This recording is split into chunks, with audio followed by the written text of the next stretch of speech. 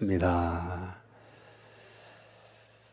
우리 뒤에 분하고 인사하겠습니다. 믿음의 가문 세웁시다. 우리 같이 인사하겠습니다. 우리 장로님의 가정, 우리 조은희 장로님의 가정이 우리 일신교회 딱 본이 되시는데 여러분의 가정도 이렇게 대를 이어서 믿음의 가정으로 그렇게 세워지는 가정이 될 수 있기를 주님의 이름으로 축복합니다. 우리 한 번 더 뒤에 분하고 우리 옆에 분하고 마지막으로 인사하겠습니다. 기도의 용사 되시기 바랍니다. 우리 같이 인사하겠습니다. 지난 월요일 날 강화 기독교 역사 박물관을 가게 됐어요. 너무나 잘 해놨더라고요. 건물부터 주차장까지 너무나 잘 해놨길래 이게 얼마 드는 건가 너무나 궁금하고 누가 이렇게 했나. 강화에 역시 감리교회가 대단하다 그러더니 역시 다르구나 이렇게 생각을 했는데 알고 보니까 한 사람이 한 거더라고요. 누가 한 거냐면 강화 군수가 한 거더라고요.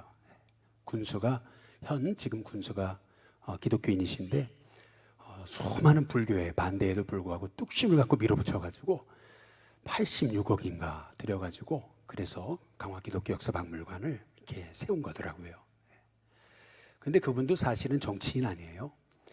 이게 정치인이 자기 마음대로 혼자 할 수 없는 거잖아요. 이렇게 할 수 있었던 이유 중에 하나는 아마도 강화에 그리스도인이 그렇게 많기 때문에 다 표잖아요.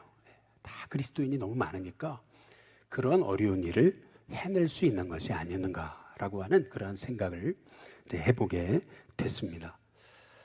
실은 여러분 강화라고 하는 곳은 이게 복음이 들어갈 만한 땅이 아니었어요. 근데 이유는 뭐냐면 과거의 외교 통상 그런 배들이 이제 강화를 통해서 들어오려고 그랬잖아요. 그런데 쇄국 정책 때문에 원하지를 않았어요. 마찰이 있었죠. 그러다가 전쟁이 일어났잖아요. 그래서 강화 사람이 많이 죽었어요. 부상도 많이 당했고 많이 죽었습니다. 그러니까 외세에 그러면은 아주 알레르기 반응을 일으킨 게 강화인데 그런 땅에 놀랍게도 교회가 막 우후죽순 일어나기 시작하고 어떤 마을에는 다 그리스도인이 되기 시작하고 막 그런 역사들이 일어났던 곳이 강화거든요. 기독교에 대해서 엄청난 그 적대 감정을 갖고 있었던 그 땅이 어떻게 이러한 놀라운 역사가 일어날 수 있었을까 생각을 해보니까 이제 거기 가서 한 그 목사님이 우리 감리교 목사님이신데 이제 좀 부탁을 해서 조금 이렇게 가이드를 해주셨는데 얘기를 들어보니까 이제 그렇더라고요. 초기 감리교 성도들이 어떻게 했냐면요. 만이산에 올라가가지고 만이산에 올라가가지고 새벽마다 그 산기도를 한 거예요. 누가 시켜서 그러냐 성도들이 그 만이산까지 올라가서 만이산 올라가 보셨습니까? 남산의 2배 정도 됩니다. 저 우습게 보고 올라갔는데 아무 생각 없이 올라갔는데 그냥 힘들더라고요. 그런데 그 산을 매일 새벽마다 올라가서 거기서 부르짖고 기도했던 게 그게 강화 사람들이거든요. 그렇게 그들이 얼마나 은혜를 사모하고 그리고 그렇게 하나님의 은혜를 붙잡히기 원했던 이유가 뭘까요? 아마도 정말 이름도 없이 빛도 없이 복음을 위해서 헌신하고 주님을 위해서 살고자 애썼던 그런 참 모범적인 그리스도인들이 거기 많았기 때문에 그렇게 기독교에 대해서 적대적일 수밖에 없었던 그 땅이 그렇게 놀랍게 복음의 땅으로 바뀌어진 것이 아닌가라고 하는 그런 생각을 이제 갖게 되는 겁니다. 사도행전 8장은 주인공이 이제 빌립인데요. 이 빌립이라는 사람도 이 빌립 한 사람 때문에 사마리아가 바뀌잖아요. 사마리아에 놀라운 부흥이 있었는데요. 그런데 하나님은 갑자기 빌립에게 광야로 가라 그러시거든요. 사도행전 8장 26절 27절에 보니까 가라 그랬는데 거기가 광야예요. 이 빌립은요 거기가 어딘지 알고 간 게 아니에요. 일어나 가서 보니까 모르고 간 거예요. 순종하고 간 거죠. 그랬더니 거기서 에티오피아 내시를 만나게 됐던 거거든요. 사마리아에서 이 가사로 내려가는 이 광야길 여기까지는 한 70km 되는 겁니다. 70km 거리를 걸어온 거예요. 한 3일 정도, 3일 반 정도를 이제 걸어온 겁니다. 여러분도 낯선 곳을 차 타고 가실 때 갈 때는 되게 멀어 보이거든요. 올 때는 되게 가까워 보이는데 갈 때는 굉장히 멀어 보이는 거예요. 더구나 초행길은 더 멀어 보여요. 마찬가지로 빌립이 사마리아에서 가사로 내려가는 그 광야길을 갈 때 굉장히 멀어 보였을 거예요. 힘들고 지쳤을 거예요. 그런데 거기 가서 이 에티오피아 내시를 만났을 때 성령님이 뭐라 그러시냐면은 사도행전 8장 29절 30절에 보니까 가까이 나가라 그럽니다. 가까이, 더 가까이 가라 이렇게 얘기하십니다. 근데 그때 빌립이 어떤 태도를 보이냐면 너무 힘들어요 하나님, 못 가겠어요, 그런 게 아닙니다. 가라 그러니까 억지로 그냥 마지못해 가는 게 아니고 30절에 보니까 빌립이 어떻게 했어요? 달려갔다 그랬어요. 달려갔다. 그냥 전 에티오피아 내시에게 가까이 가라 그랬을 뿐인데 성령님은, 그런데 빌립은 달려갔어요. 이것이 의미하는 게 뭡니까? 빌립의 신앙의 태도를 볼 수 있는 거잖아요. 빌립이 그렇게 사마리아 땅에 놀라운 복음의 도구가 되고 또 에티오피아 내시를 구원할 수 있었던 그 가장 중요한 그 원인은 뭐냐면 그는 끊임없이 자기에게 말씀하신 성령님의 음성에 순종한 겁니다. 순종할 때 나같이 연약한 사람을 통해서 하나님의 뜻이 이루어지는 은혜가 있게 되는 줄로 믿습니다. 그래서 초대 교부였던 이레니우스라고 하는 유명한 교부가 있습니다. 이 교부는 이런 얘기를 했습니다. 이 에티오피아 내시는 그 이후부터 에티오피아 땅에 선교사가 됐다. 이제 그렇게 말하고 있습니다. 빌립 한 사람을 통해 복음을 받아 듣고 그리고 세례를 받은 이 에티오피아 내시는 에티오피아 땅에 가서 복음의 첫 씨앗이 돼서 에티오피아를 구원하는 선교사가 됐다라고 그렇게 교부 이레니우스는 얘기하고 있어요. 이게 우리가 지난주에 함께 나눴던 그런 말씀입니다. 그리고 나서 성경이 뭐라고 얘기하냐면은 사도행전 8장 39절에 보시면은 이렇게 얘기하고 있는 겁니다. 우리 한번 같이 한번 읽어볼까요? 같이 있습니다. 시작. 둘이 물에서 올라올새 주의 영이 빌립을 이끌어가므로 내시는 기쁘게 길을 가므로 그를 다시 보지 못했느니라. 예, 여러분 여기 성경에 보면은 그렇게 얘기를 해요. 주의 영이 빌립을 이끌어갔다. 주의 영이 빌립을 이끌어갔다라고 하는 얘기는 뭐냐면은 주의 영이 빌립을 채갔다는 겁니다. 채갔다. 독수리가 그 새끼들을 이렇게 채가듯이, 먹이를 채가듯이 이제 그런 표현이에요. 다시 말하면 빌립은 성령께 사로잡혀가지고 성령님이 인도하시는 대로 갔다라는 얘기입니다. 그래서 그 다음 성경에 8장 39절에 띄워줘 보세요. 보시면은 저기 뒤에가 잘 안 보여가지고 없어가지고요. 제가 보지를 못하고 있었어요. 여러분이 잘 보시면 되겠습니다. 내시는 기쁘게 길을 가므로 그를 다시 보지 못했다. 이제 그렇게 이제 말씀하고 있어요. 여기 잘 보세요.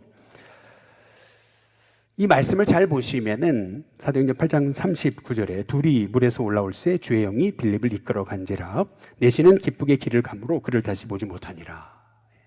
그리고 나서 사도행전 9장 1절에 보시면은 사울이 이렇게 말씀이 시작되잖아요. 실은 사도행전 9장 1절의 앞에는 헬라어 하나가 빠졌습니다. 그게 뭐냐면 알라라는 거예요. 알라라는 말은 그러나라는 말입니다. 다시 말하면 내시는 기쁘게 길을 가므로 그를 다시 보지 못했다 그러잖아요. 그리고 그러나 사울은 이렇게 하면 이 말씀이 전혀 어색하지 않아요. 그냥 이렇게 해도 성경이 무방합니다. 그러나 우리가 가지고 있는 성경을 한번 잘 보세요. 사도행전 8장에 40절에 보시면은요. 사도행전 8장은 39절로 끝나도 무방합니다. 아무 문제 없어요. 그런데 사도행전 8장은 39절에서 끝나는 게 아니고 40절에서 끝나요. 40절. 우리 한번 40절 같이 한번 읽어볼까요? 같이 있습니다. 시작. 빌립은 아소도에 나타나 여러 성을 지나다니며 복음을 전하고 그 다음 뭐라 그래요? 가이사랴에 이르렀다. 이제 이렇게 성경이 끝납니다. 그리고 사울은 이렇게 얘기를 해요. 그리고 빌립이 사라져요. 성경에 빌립 얘기가 안 나옵니다. 그리고 언제 빌립이 다시 나오는 거냐면은 사도행전 21장에 나와요. 21장 8절에 나옵니다. 사도행전 8장 40절부터 사도행전 21장 8절까지는요 무려 30년의 세월이 흐른 거예요. 30년의 세월이 흘렀고요. 30년의 세월이 흐르고 사도행전 21장 8절에 보니까 이튿날 그랬어요. 떠나 가이사랴에 이르러. 누가 떠난 거냐? 주어가 안 나와 있죠. 주어가 누구냐면 바울 일행입니다. 바울 일행이 이튿날 떠나 가이사에 이르러 7 집사 중 하나인 전도자 빌립의 집에 들어가서 머물렀다. 이제 이렇게 말씀하고 있습니다. 여기서 8장 40절에서 사라졌던, 이후에 사라졌던 빌립이 사도행전 21장 8절에 다시 나오죠. 무려 30년이 흘렀어요. 이 기간에 어떤 일이 있었던 거냐면요, 사도 바울이요 회심을 해요. 그리고 나서 안디옥 교회의 부목사가 됩니다. 그리고 나서 처음에는 바나바를 따라서 전도여행을 가다가 나중에는 전도여행의 팀장이 돼가지고 2차 전도여행부터는 바울이 리더가 되고 3차 전도여행까지 가게 돼요. 그러면서 유럽을 복음화하는 거예요. 그리고 나서 에베소에서 복음을 전하고, 그리고 바울이 이제 하나님의 부르심에 따라서 예루살렘에 가면 고난이 있을 거다라고 하는 그러한 말씀을 듣고도 바울은 예루살렘으로 내려갔던 거예요. 그런데 그 예루살렘에 가게 됐을 때, 예루살렘을 가려고 하면은요, 우리도 이제 인천을 거쳐서, 인천에서 내려가지고 배 타고 내려가지고, 그래서 이제 서울로 와야 되잖아요. 중국에서 넘어오게 되면은 인천에서 내려가지고 배에서 내려서, 그래서 서울로 오는 거잖아요. 마찬가지로 여기 이스라엘의 지도도 똑같아요. 가이사랴가 어디냐면 인천 같은 곳이에요. 항구입니다. 이 가이사랴에서 내려가지고 그래서 예루살렘으로 오게 되는 거예요. 그런데 가이사랴에서 사도 바울이요 며칠 머무는 거예요. 머물렀을 때 무슨 얘기를 듣게 되는 거냐면은 사도행전 21장 11절에서 12절이에요. 거기 보니까 이렇게 얘기하거든요.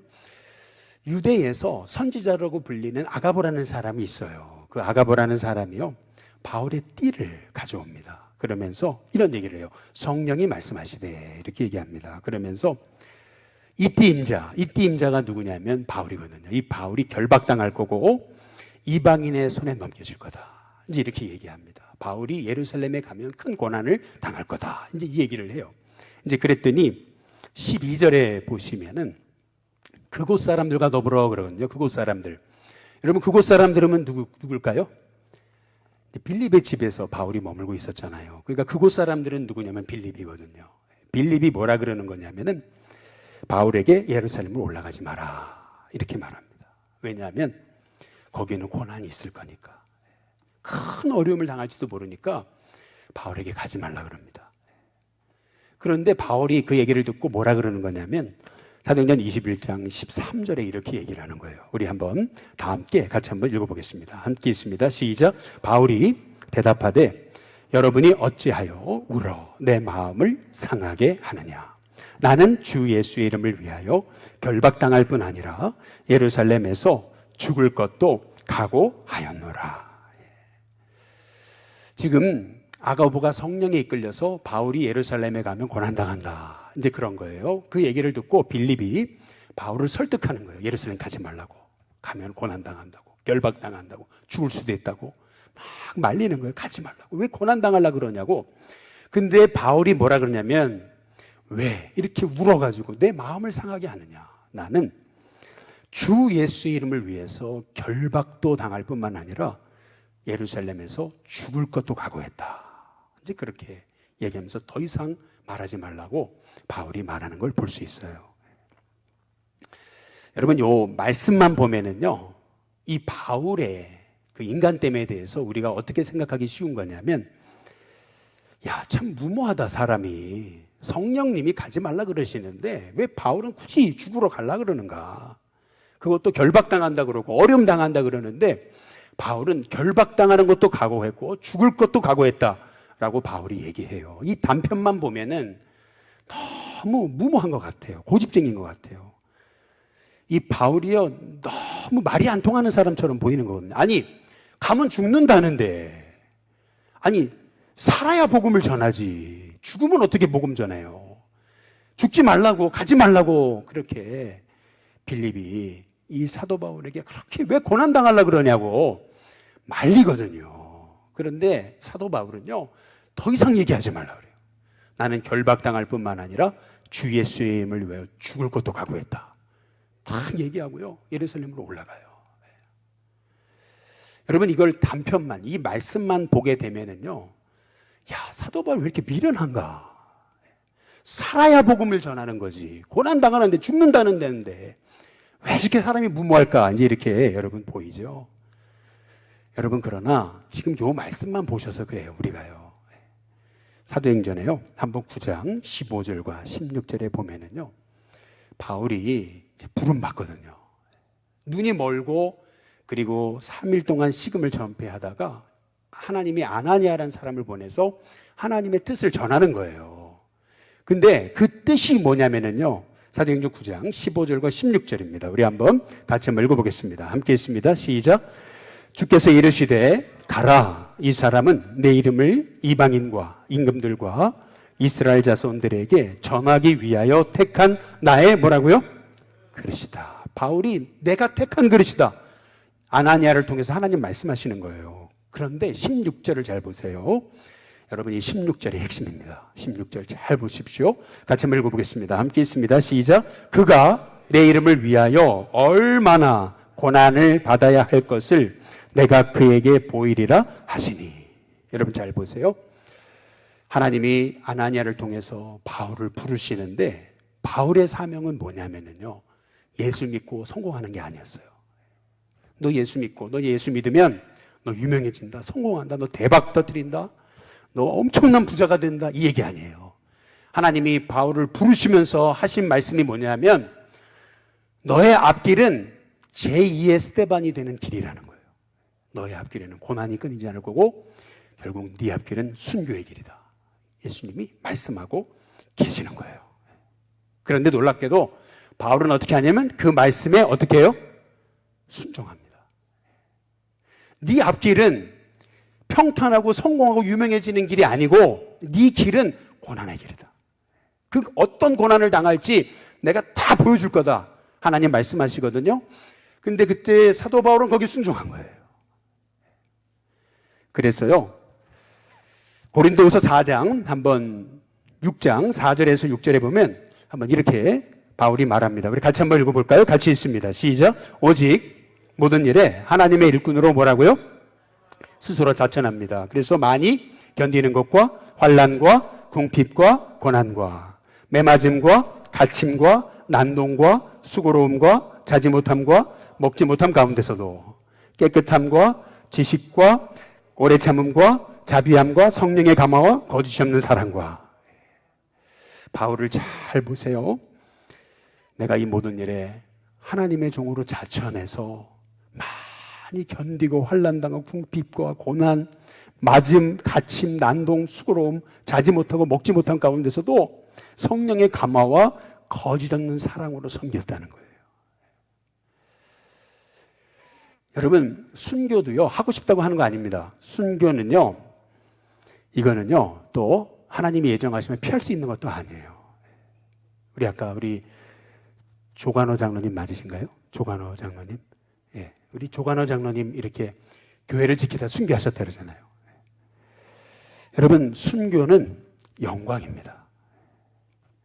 근데 참 놀랍죠? 바울은요, 그가 부름받을 때 너 예수 믿으면 너 성공할 거야, 너 잘 될 거야, 너 유명해질 거야, 그거 아니에요. 너 예수 믿으면 고난당한다. 네 길은 제2의 스데반의 길이다. 너의 길은 순교의 길이다. 근데 바울이요, 거기 순종하는 거예요. 그것 때문에 자천해가지고요, 고난 가운데도요, 그는 흔들리지 않아요. 오로지 초지일관입니다. 고린도후서 11장 23절에서 25절을 보세요. 거기 보니까 이렇게 얘기하는 거죠. 내가 수고를 넘치도록 하고 옥에도 갇히기도 하고 매도 수없이 맞고 여러 번 죽을 뻔했다 그럽니다. 어떻게 죽을 뻔했냐면 40에 하나 감한 매를 3번, 5번 맞고 3번 태장으로 맞고 1번 돌로 맞고 3번 파선하고 일주일 동안 깊은 바다에서 어디로 가야 될지 모르고 그렇게 헤매이는 인생을 살았다라고 말합니다. 뿐만 아니라 고린도후서 11장 26절 27절에 보니까 우리 같이 한번 읽어보겠습니다. 함께 있습니다. 시작. 여러 번 여행하면서 강의 위험과 강도의 위험과 동족의 위험과 이방인의 위험과 시내의 위험과 광야의 위험과 바다의 위험과 거짓 형제 중에 위험을 당하고 또 수고하며 애쓰고 여러 번 자지 못하고 줄이며 목마르고 여러 번 굶고 춥고 헐벗었노라. 여러분, 우리 같으면 벌써 포기했을 것 같아요. 주님, 이 길을 안 갈래요. 주님, 못해요. 그럴 것 같아요. 대부분의 사람들이 아무리 처음에는 믿음으로 시작해도 나중에는 초심 잃고 변질되잖아요. 그런데요, 놀라운 건 이거예요. 바울은요, 자신을 향한 이 고난의 길을 사명으로 여깁니다. 30년 동안, 아니 평생을 말이에요. 죽을 때까지 변함없이 오로지 이 고난의 길을 자처해서 복음을 위해 살다가 결국 순교로 마감을 해요. 죽을 때까지 사도 바울은 제2의 스데반으로 살았던 거죠. 사도 바울의 인생을 한마디로 말하면 초지일관이라고 말할 수 있는 거죠. 실은요, 우리의 믿음이 처음에 하나님께 받았던 그 사명을 잃어버리지 않는다면 벌써 우리의 삶을 통해서 수많은 영혼이 일어났을 겁니다. 항상 문제는 뭐냐면 처음 마음을 잃어버렸기 때문에 그게 문제인 거죠. 사실은요, 오늘 말씀의 이제 결론을 말씀을 드리면 이제 이런 겁니다. 굳이 비교하자면은요, 빌립은요, 사도행전 8장에서 성령의 음성에 순종해서 사마리아를 복음하고 에티오피아를 복음하는 데 첫 씨앗이 돼요. 그리고 나서요, 에티오피아 내시를 세례를 주고 나서 아소도라고 하는 저 지중해 쪽에 그 도시에 가서 복음 전하다가 지중해 쪽으로 올라가서 마지막에 가이사랴에 정착을 합니다. 이제 그리고 나서 가이사랴에 있은 지 30년이 지난 거예요. 30년. 그런데 성경은 그동안 빌립의 일생에 대해 침묵합니다. 침묵하고 있다가 언제 빌립이 나타나는 거냐면 바울이 예루살렘에 가서 순교하겠다 그러는데 그걸 말리는 사람으로 나와요. 여러분, 왜? 바울은 복음 전하러 가겠다는데 빌립 말리고 있습니까? 왜 이걸 성경에 기록해 놓고 있습니까? 이유가 있습니다. 그것은 뭐냐면요, 빌립이요, 처음에 생명 걸고 복음 전했던 그 열정이 빌립에게는 식은 거예요. 복음의 열정이 식어버리니까 순교하겠다고 가고 있는 바울을 말리는 거예요. 왜 굳이 고난 당하려고 그러냐? 너 똑똑하고 너 얼마나 배운 게 많아, 얼마나 아깝냐? 차라리 순교 피하고 영광 받고 그렇게 목회해. 그런데 바울은 얘기하는 거예요. 아니야, 나는 처음부터 하나님이 제2의 스데반으로 부름받았어. 주 예수님을 위하여 결박당하는 것뿐만 아니라 나는 죽는 것도 각오했다. 날 말리지 마라. 그리고요, 바울은요, 벌써 부름받은 지 30년이 지났어요. 그런데도요, 바울의 마음은 변함없어요. 초지일관입니다. 오로지 주의 복음을 위해서 바울은 변질되지 않았어요. 그의 첫 마음을 잃어버리지 않았어요. 그리고 죽을 걸 각오하고 바울은 예루살렘으로 들어갑니다. 그런데 참 여러분, 성경을 보시면 놀라운 게 있어요. 그게 뭐냐면요, 사도행전 9장에서부터 바울이 이제 소개되거든요. 사실 그 전부터 소개되는데 그 전에는 핍박하는 장면이었고 9장에서 바울이 회심해요. 그리고 나서요, 사도행전을 잘 보시면은요, 9장부터 마지막 28장까지 거의 다 바울 스토리입니다. 바울의 얘기입니다. 여러분, 이게 의미하는 게 뭘까요? 빌립도 잠깐 반짝했다 사라지고 베드로도 반짝했다 사라져요. 근데 신기하죠. 바울은 아니에요. 바울은 사도행전 줄곧 바울 얘기입니다. 마지막 복음 전하다가 바울은 끝나요. 여러분, 이것이 의미하는 게 뭡니까? 이것이 의미하는 건 뭐냐면요, 사람들 눈에는 바울이 너무 고지식하고 그리고 너무 말도 안 통하고 그리고 일부러 고난을 자처하는 사람처럼 보였어도 세상은 바울에게 넌 고집불통이다 라고 얘기했을지 몰라요. 그러나 하나님은 아니에요. 하나님은요, 바울을 향해서 너야말로 나의 사명자다. 하나님이요, 바울을 인정하고 계시는 거예요. 저는 우리 일신교회 성도님들이 세상에 인정받는 것만을 위해 달려가느냐, 아니면 주님께 인정받는 사람으로 평생 살아가느냐. 저는 오늘 이 말씀을 통해서 우리 일신교회가 정말 주님께 인정받기 위해 달려갈 길, 표대를 향하여서 평생 주님의 부르심을 향해서 달려갈 수 있는 우리 일신교회, 우리 성도님들 될 수 있게 되기를 주님의 이름으로 축복합니다. 그것이 초지일관입니다. 바울의 인생 한마디로 말하면 초지일관이에요. 처음에 하나님 부르시면 너 고난당할 거야. 네 길은 제2에스테반이야. 넌 순교자가 될 거다. 그렇게 고난을 당하고 그렇게 어려움을 당했지만 바울은 마음이 흩어지지 않았어요. 마지막까지. 너 예루살렘 들어오면 죽는데 가지마. 전도자 빌립조차도 가지 말라고. 그런데 바울은 아니에요. 나는 그리스도를 위해 결박당할 뿐만 아니라 예수님을 위해 죽을 것도 각오했다. 더 이상 얘기하지 마라. 이렇게 울어가지고 나의 마음을 상하게 하지 마라. 바울 올라가잖아요. 예루살렘 올라가잖아요. 여러분, 오늘 이 말씀을 통해서 성경이 얘기하고 있는 것은 바울의 그 초지일관된 복음을 향한 그 진실한 열정이에요. 하나님의 사람이 열정이 식어버리면요, 세상 사람과 똑같아집니다. 하나님의 사람이 초심을 잃어버리면요, 세상 사람보다 더 변질됩니다. 우리가요, 정말 주님의 복음을 위해서 내가 평생 주님의 복음을 위해 살겠습니다. 빌립도 그렇게 쓰임받다가요 사라져버려요. 그런데 바울은 아니에요. 바울은요 오직 하나님이 바울을 기뻐하세요. 그래서 바울이 얘기뿐이에요. 성경은. 그 이유가 뭐예요?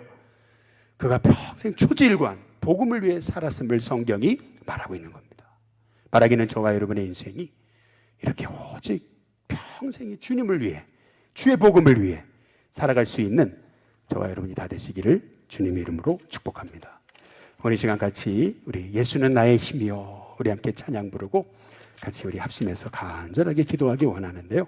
우리 다 함께 일어나셔서 우리 같이 예수는 나의 힘이요, 예수는 나의 생명이라, 예수는 나의 참 기쁨, 참 소망, 예수는 나의 꿈이라. 오늘 이 찬양 함께 부르고요. 같이 우리 합심해서 동성으로 기도하겠습니다.